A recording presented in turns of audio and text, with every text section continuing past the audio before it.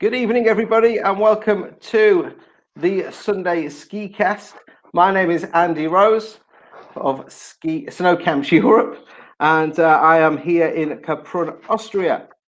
So tonight I am asking Melanie Meilinger your questions that you have sent in, whether that be via Facebook or email or direct message. I will be asking Melanie your questions.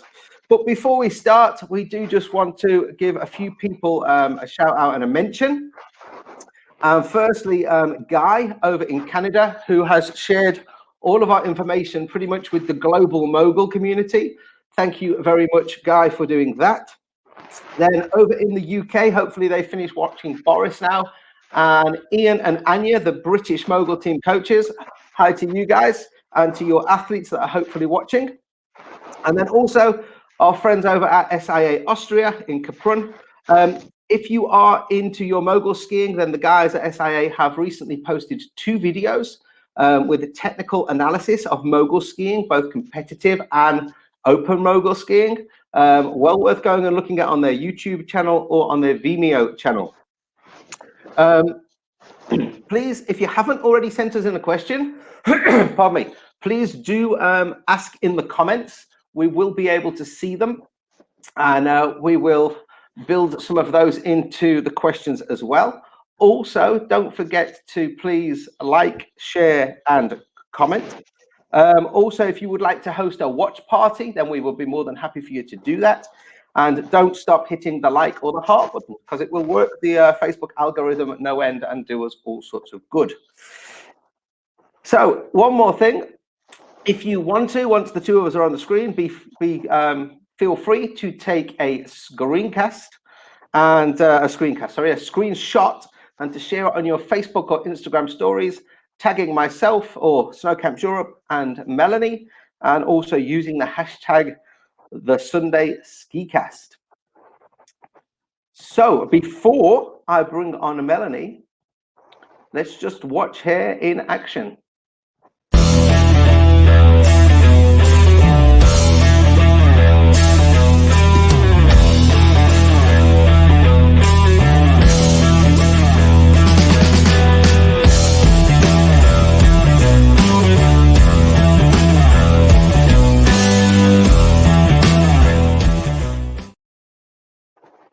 Good evening, Melanie.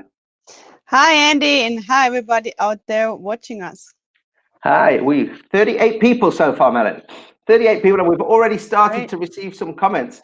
So thank you for joining us tonight, Melanie. Thank you for having me. No problem. Thank you for taking the time. We know that you are busy. You are obviously training for next winter already. Also training for the Olympics in 2 years' time. And we also understand that you're working on the farm, the family farm in Mulbach, as well as doing some studying. So thanks for taking the time this evening. Sorry for the late start. Now, let me just quickly look in the comments and see if we've got some questions already over there. Okay, we can use that one in a second. Yes, for sure. Hi, Becky. Hi, Douglas. Hi, Tayton, who have all commented so far. Please do ask away. Hello, Nikki. So we're going to kick off the questions, get straight into it, because that's what we're here for. And the first question, and unfortunately, we have to mention COVID-19. I believe you were away competing when this all happened. Where were you, and how quickly did you have to get back to Austria to get over the border? Yeah, I was traveling all winter. So the first time we hear about COVID-19 was already in Japan, which was end of February. So yeah, our season was cut short as well. So our final World Cup in Sweden was cancelled because of these circumstances. So I came back home on 16th of March, and yeah, that was just right before they closed the borders to Germany. So in this night we still drove my coach Aleš to the Slovenian border, because we were also not sure anymore what's gonna happen on next day and if he still can go home. Right. Okay. Yeah. So we were told on the 14th, and then everybody had to leave on the 16th. So yeah, you got in just at the right time. Hello to Aleš, by the way, Melanie's coach, who should hopefully be watching. He'll be in trouble if he isn't, hey, Melanie? Yeah, hopefully Okay. we got the time. First question from the public, and this is from a lady called Alison, who actually lives in Mulbach, funnily enough. She lives just down the road from you, I think, at Haus Schneeberg on the main street. And she's basically saying she doesn't know that there are many mogul fields in Austria, especially around the König area. So where did you learn to ski your moguls, and why did you choose mogul skiing as your discipline? So yeah, that's actually true. We don't have a lot of moguls in Austria. So I didn't really learn how to ski moguls as I'm a former alpine racer. I always try to avoid moguls, and I started to ski moguls in the season 2011-2012. But my start was more over in Australia when I was there working as a coach and private ski instructor. After I came back, I got the request of the Ski Federation, which were trying to build a team for the Home World Championships 2015. So from this moment on, I was, start training moguls, and the most of the time we train on the glacier in Kitzsteinhorn, or sometimes also here in Mühlbach. But this is really hard, as like Alison is saying, there are no really bumps we can use, so we always need to build our mogul courses, which takes time and also place. Cool. We've actually got a question relating to building courses coming up, funnily enough. But so before moguls, you were an alpine racer, correct? Yeah, that's true. I was in I like the most kids in Austria. I started skiing when I was like 2.5 years old, directly in front of my house. So I raised up as an alpine skier, doing all disciplines. But yeah, I loved more super G and downhill. That's why it was also maybe such a big problem for me to do these short turns and moguls, as I like to go fast, straight downhill. Speed merchant. Okay, Yeah. cool. So David actually has asked, do you miss the alpine disciplines? Do you miss the alpine racing? I suppose you do. Yeah, I really do sometimes. Still, I'm using the chance before every mogul training we do, or every time we go skiing. The first run is always giant slalom or longer to get some speed, to get the feeling for snow. But yeah, mostly always in long turns. Brilliant. Cool. Now, Trevor has commented, Anna is asking a question, and Trevor is in Perth in Australia. Now, I've got two questions from Trevor. I'm guessing maybe they're both from the same Trevor. But hello, Trevor in Perth. We are being watched in Australia. That's fantastic. And one of Trevor's questions is, do you see yourself taking on a mogul coaching position after you finish your racing career? Yes, I actually do, but there is a lot of work to do, as we need to build a new structure in Austria, as it's quite difficult at the moment. And yeah, it's more like a start from the beginning, but I think that it could work out. But yeah, it will be a lot of work. So now I still want to focus on myself. And after I finish my career, I want to start building some young guns. Good stuff. Cool. So the future Austrian Olympians, basically. Yeah, hopefully. Yeah. Okay. Next question is from Joanna, and Joanna is asking, do you have special skis for moguls? Yes, we do have special mogul skis. They are different than the normal carving skis. I actually have, since the last season, my own mogul skis built from Atomic. So they're specially for me. I do love them. We test them a lot. It took quite a few weeks till we built the ski, which I'm skiing now, but I'm super happy with it because it's supporting everything I need and the skills I have on snow. So yes, there are some special mogul skis for us competitors, which means not that if you want to go to ski the bumps, you need some specific ski, as you can ski the normal bumps with all kind of skis. Okay, cool. So we've got quite a few questions coming in. We've got a lot of people saying hello, so we'll just give them a few shouts out. So Adina Ray, hello to you. Douglas Martin over in Sweden. We're being watched in Sweden. Hey, Carl in Belfast. We've got one of your questions. Alias is watching now. We've got Johnny in Zalamzi, Alistair back in England. Okay, so that question I just saw then, this is a good one. Here we go, coming onto the screen. So Alex wants to know, turn on top of the mogul or in the trough, in the dip? What's your advice regarding the best way to start? As Can I I, see, can I answer this question? Best way to start skiing moguls is a Snow Camps Europe ski camp, Alex. Off you go, Melanie, answer the question. so Alex, after you've been on the snow camp, no, it's a different kind of technique. I prefer to ski on the bumps which are natural made, and on our bumps which are always built with, first with the snow machine and then with hands. We do turn basically on the highest point of the bump, putting our ski straight and then turning a little bit, but not too much, because we're trying to go as straight as we can. So for the beginning, I would suggest to turn on the highest part of the bump. Okay, there you go, Alex. Hopefully that answers your question. I'm going to bring another one up from the audience. And this is from Colin Martin, who is a boot fitter in the UK. And Colin is asking, how do your knees manage a season? Do you have any regime to help in their well-being? Good question, Colin. For now, I need to hit my wooden table. I don't have any really injuries or something, and not really problems with my knee. So I think in mogul skiing, there are a lot of athletes which have bad crashes, but I think it always looks more dangerous than it really is, as our landings are also always chopped and really soft. So no, I don't have any problems with that. But yeah, a good stretch and rolling with the black roll, everything that's on our daily plan, just to recover and prepare for the next day, to avoid these problems as much as we can.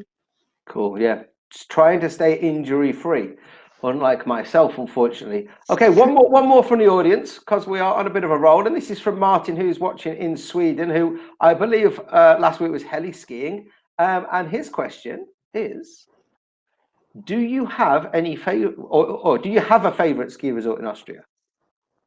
I really need to say that I don't have a lot of time to ski in Austria, but when I have the time, I always ski in my home ski resort on the Hochkönig, which I think is fantastic, as there are 3 villages or towns connected, and you can just go through them by skis without taking them off. So yeah, I think that Hochkönig is my favorite ski resort in Austria. It's funny because the Hochkönig, or Muhlbach even, Muhlbach is the reason I am in Austria, because I visited Muhlbach Oh, really? in 1984. Yeah, it's the first place in Austria I'd skied. I'd skied in France, Italy, Bulgaria. I came to Muhlbach in 1984, stayed in the Sport Hotel, and I came back in 1985.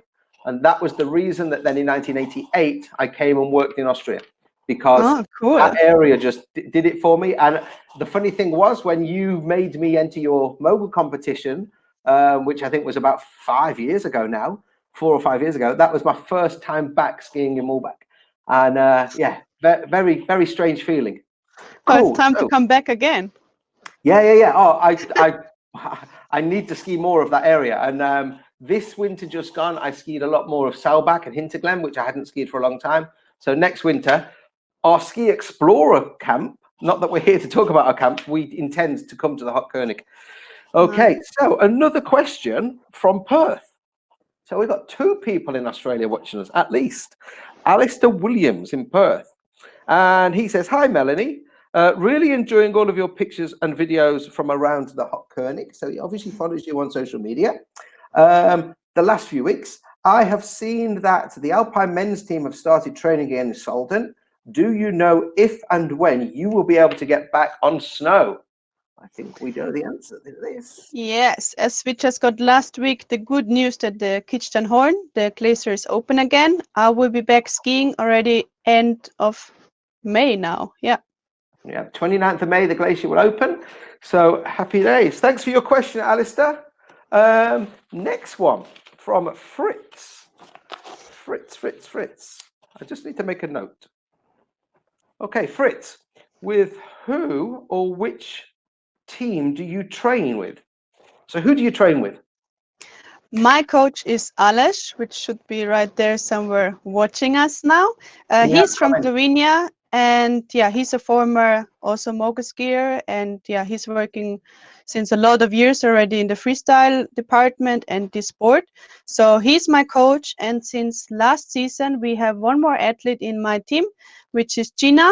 She's from Vorarlberg but studying and living in Salzburg, and she's traveling with us and training, and yeah, she just had her first World Cup season. So I'm pretty happy that now it's two athletes and we are training and working together. Okay, good stuff. Brilliant. So there's a little team there. Now, Jack, oh, this is a good question. This is a good question for people who don't really understand mogul racing. And the question is, what is the judging criteria and how is it scored? So as we have moguls and dual moguls, it's both different scored. In moguls, it's like this, that it's a 60% score to technique. So the judges are looking about your body position, about the arms, about the upper body, making sure that the knees and legs are closed as much as they can, and the skis are going as straight as possible. So this is making 60%. Then we have 20% for the jumps. So we have two jumps in the first third and in the last third. On each jump, you need to show a different jump. So each jump has a different difficulty, and then it's depends how good the jump was, how far it was, how good it was done, and especially it's really important for us how good you come back into the moguls after the jump. And the last 20% is the time. So the girls need to ski 8.8 meters per second. So this depends how steep and how long is the course. So you can have a maximum score of 100 points if everything is perfect, which never happened till now. So dual moguls is judged a little bit different. It's a little bit more complex, and yeah, they are trying out new systems. As in dual moguls, it's a little bit tricky to explain because sometimes it's more like the speed is important, but you're not allowed to forget that you can be fast without a clean technique or without good jumps. So dual moguls is a little bit more difficult to explain, but the moguls, the normal moguls, are judged like I just explained. I suppose it's about a balance, really, isn't it? Where obviously in the downhill, it's get down as quickly as you possibly can without crashing, and therefore sometimes the technique looks pretty unorthodox, albeit it works for that person. So if you look at someone like Bodie Miller, who skied a very different style to most of the other downhill racers, but with mogul skiing, you've got, as you say, you've got your technique, you've got your jump, you've got your landing, you've got the cleanness, but you also need to have some speed. So it's like a combination of things. So yeah, it's really difficult because mogul skiing is a combination of skiing, so you need to have really good skiing skills, and you also need to jump, so it's acrobatic. So it's kind of two different sports in one combined. And like you said, it's really tricky to come out from the moguls into the jump, where you need the tense in your body, you need to have the feeling for the air, you need to do something, you need to land and go straight back to moguls, and you have this change 2 times. So yeah, I think a lot of athletes are still working on this perfect run, as it's really difficult to have it. Yeah, well, we talk a lot about the perfect turn in skiing, and it's like there is no such thing as the perfect turn. It cannot exist because skiing isn't a sterile environment, and blah, blah, blah. That's a different conversation. But I just want to make a correction. Alistair in Perth isn't in Perth. He's actually in Shropshire. So I must have made a mess with my copy and pasting. He is in Shropshire. He's normally in Zellamzee. 19 days to the Kitchtown Horns Open. That's good to hear. Andy, I'm not in Perth. It's me, Ali Bob. It's actually somebody I work with in the summer. I just saw another good question come in, and this one is from somebody in New York. Fantastic. So, do you ski all year round? If not, how many months do you try to ski? All the way from New York. Tip top New York people. I stopped counting my skiing days. Yeah, we ski mostly all season. Let's say I start skiing from September till pretty much middle of March. But as we had so good snow conditions up on Kitchtown, I always use like every single day which they're still open. So then we mostly ski till end of May. like when they open again, middle of June last year. I was still skiing in July, and I hope also this year we have the chance and the snow conditions to do this again. So yeah, most of the year I'm skiing, so there's not a lot of time between to prepare for skiing. So yeah. Cool. Excellent. Good.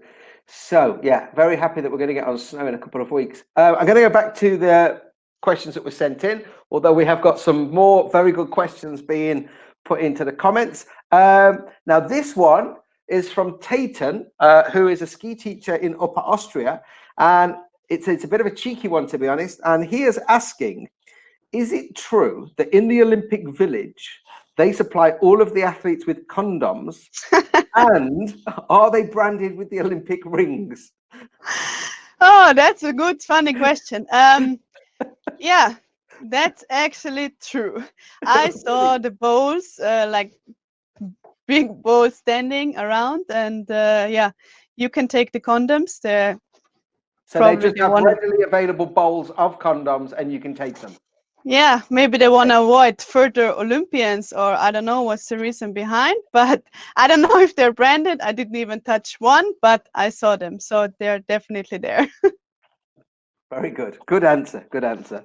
Okay, so Nikki has asked, how do you build a mogul course? That's a lot of work actually. So first you need to find a slope, or a slope which is having the same inclination from top till bottom. Then you need to start measuring where you will have the bumps, how far they will be apart, where will be the first landing hill, where will be the second landing hill. And then you're building with the snow machine, with the snow groomer. You start pushing the snow from the bottom up till the first line where you want to have the mogul, and this you do all the way down. So then you have the first line of moguls. You need to take almost 2/3 of this again away, otherwise the mogul will be too long. And then you just push one more snow between each mogul which you already built on one side, and this you just do as many times as many lines you need.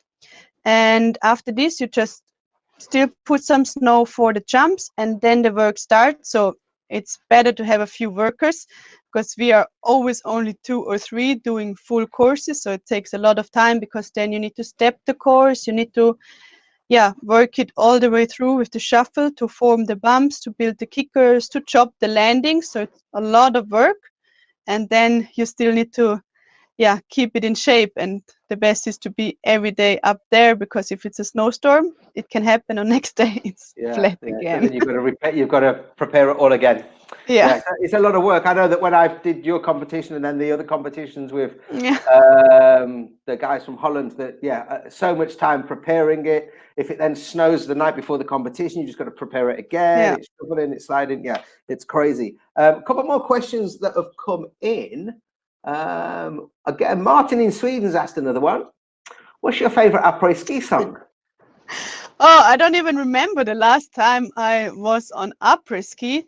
So I don't have really an answer. I know that when I still used to be on Apres ski before I started skiing Moguls, we were always listening and dancing to the songs from Andreas Gabalier. But I think on Apres ski, it actually doesn't matter which song it is. Just it's important with which people you are, and that the mood is fine. Good stuff. Next time you après ski, it should be with me and Martin in the off-beat bar. Or also maybe we visit Villa Crazy Daisies. Now, the next few questions have been sent in by Villa Crazy Daisy in Zelensee. Have you ever visited No, Melanie? but I like the name. I need to go there. Okay, we will go there one day. We'll go there. So this is going to be a speed round, okay? So you have to answer these instantly. Okay, and the guys from Villa Crazy Daisy sent these in this morning. And the first one is, what's your favorite cheese? Cottage cheese. Cottage cheese. Tea or coffee? Nothing of both. Okay, beer or wine? Wine. Wine, okay. What's your favorite cheat food? Chocolate. Chocolate.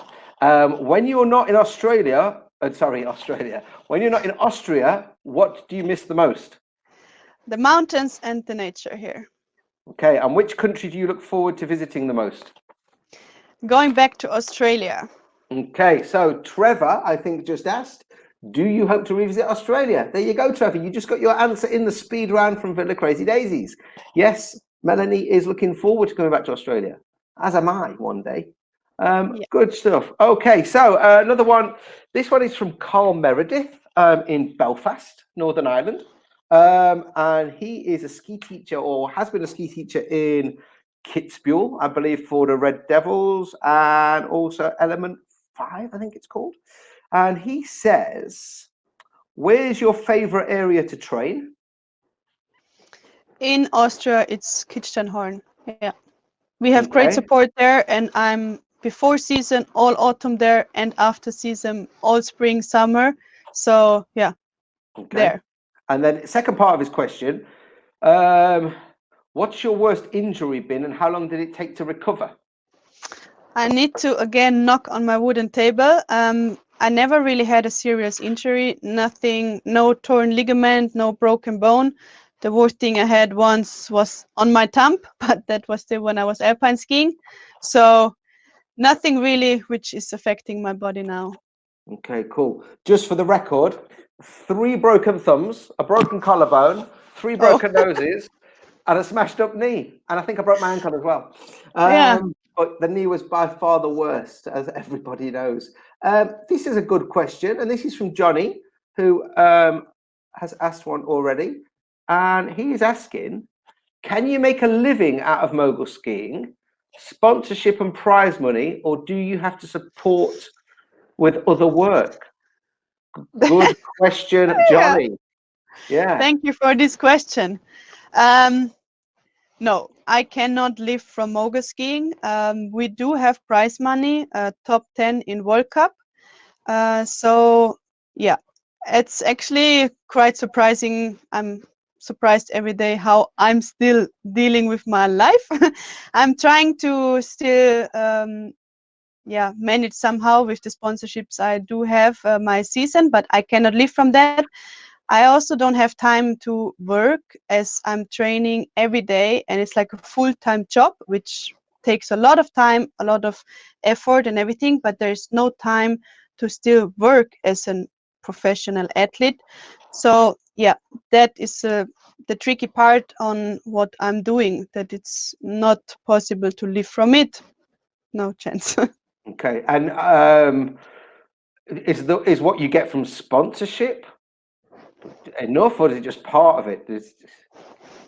No, I need to say that mogul skiing is not really popular in Austria, and also other countries we see are struggling in the middle part of Europe. So no, I'm really happy for the sponsors which I do have, but this is not to support, like to finance all my season. A season costs me between 25 and 30,000 euros. So that's quite a lot of money, which I just get not even 1/3 from sponsors. So that's what's making me sometimes thinking how I can go further. I really wanna. I'm living this life. It's my life. I'm working every day for it. But yeah, the money is the biggest issue I have, as I cannot fly to Australia to train and ski there for 1 month like the big teams. I need to fight to go for 1 month to Zermatt, as it's also really expensive in Switzerland. So we are always trying to find the best solution with what we have. But on a result list and on a competition, nobody cares and nobody's asking where did you train, how did you prepare, because you need to compare with the best of the worlds, with the teams which having millions for this sport. And I'm already struggling to get this money.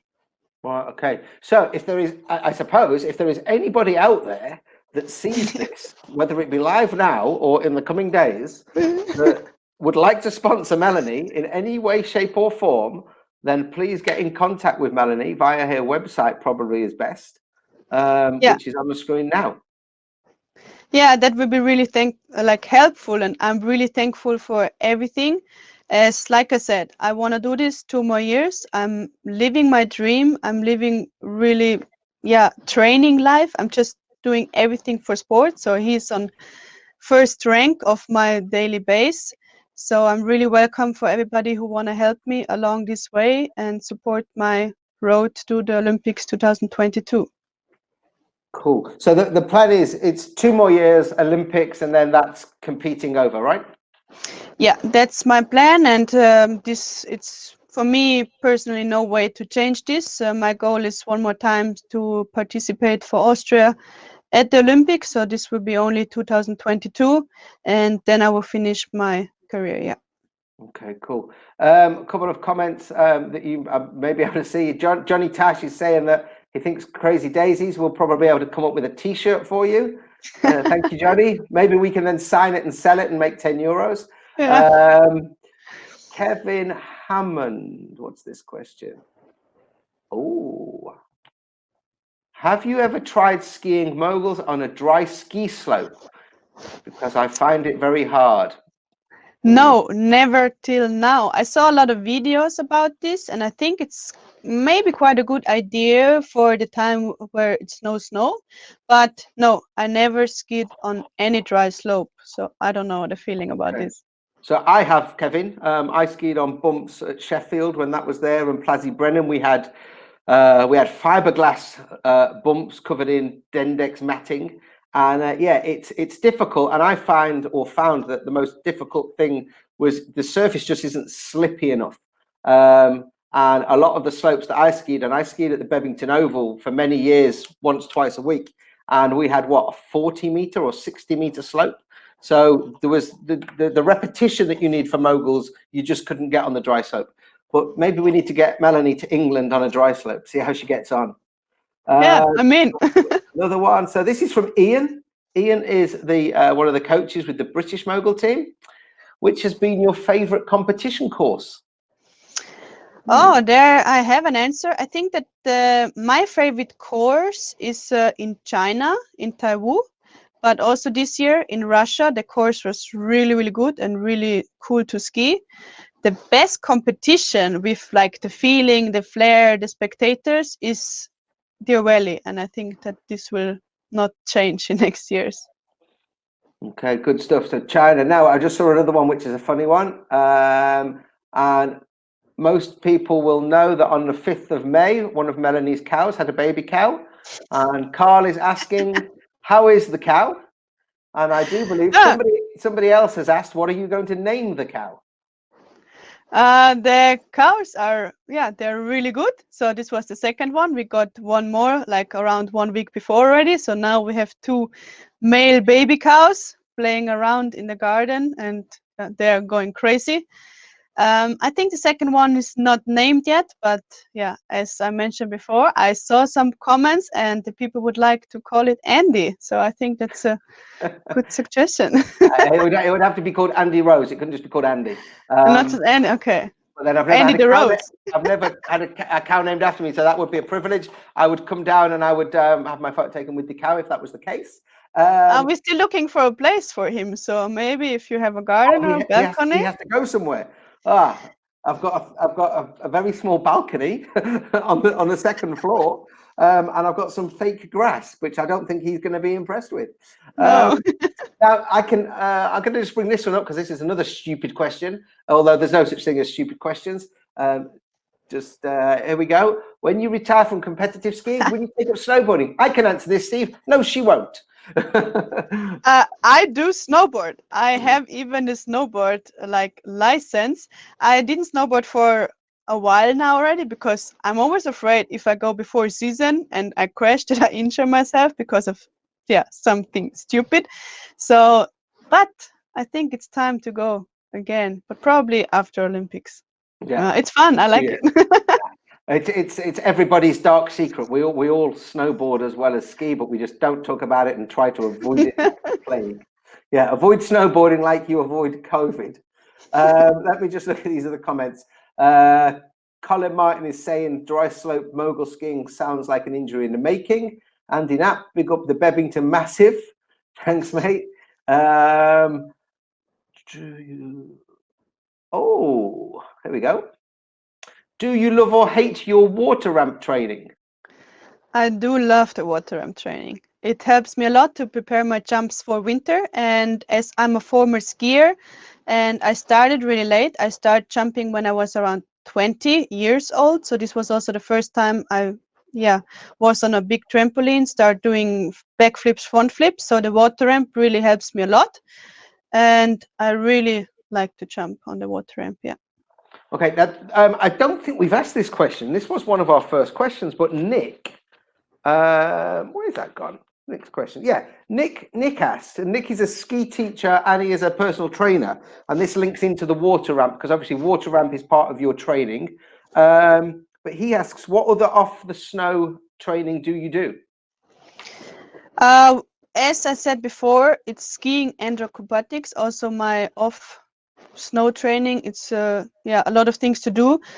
We work a lot on physical things, which is agility, power, balance, speed, everything. I spend a lot of time on the water ramp. Like I said, that I Oh, still it looks like we are having a slight technical problem at Melanie's end, which we did expect.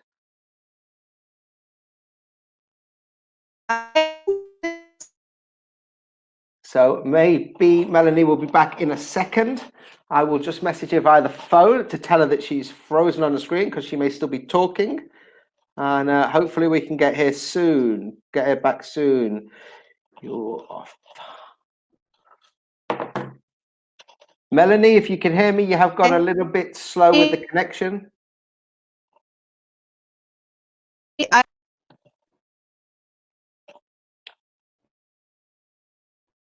Can you hear me, Melanie? Andy, Hello, I can hear you, but I can't. can you hear me? Yes, and you're just a little bit pixelated. There we go. I can see you really good, and I can hear you really good. You're back. So. You're back. You're good. Okay. Oh, okay. So I saw myself all the time, and I also saw you. So I don't know. Okay, I just froze for a second. So a couple of comments coming in. Unicycle is good for balance. Have you ever tried it? There's a question even. Ever tried unicycling?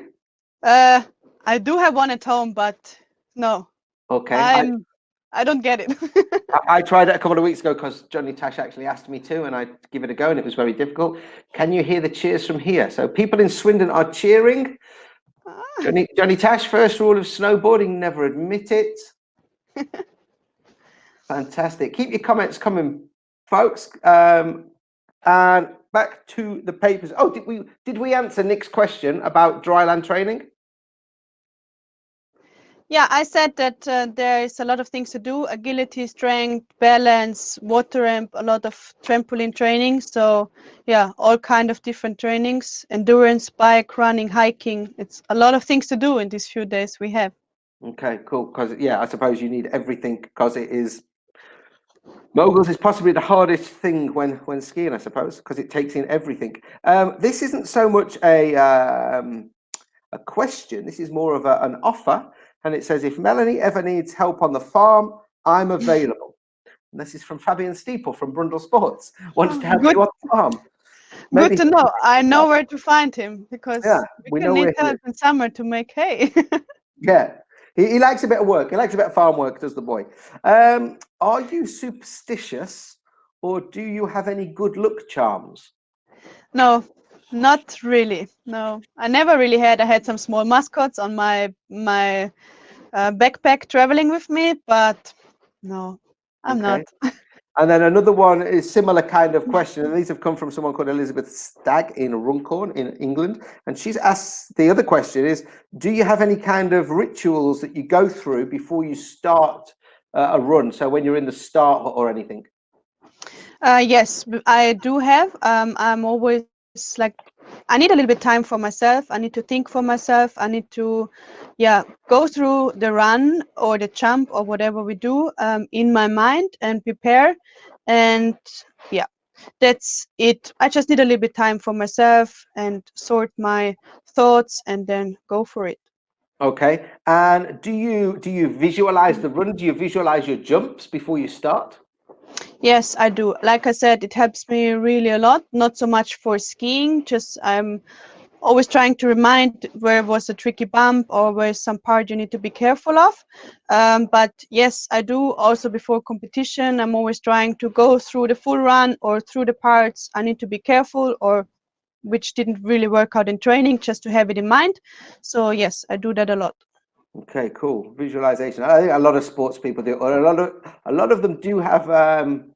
They have things that they do in the start. I remember a lot of sprinters would, when they're going into the blocks, they would kick their leg back like 4 times before they would put it in, and certain people would slam their skis, slalom skiers, a number of times before they launched out the gate. And things. So it's just little things, I suppose, that calms the nerve or gives them that extra little go at the start. One more here. Oh.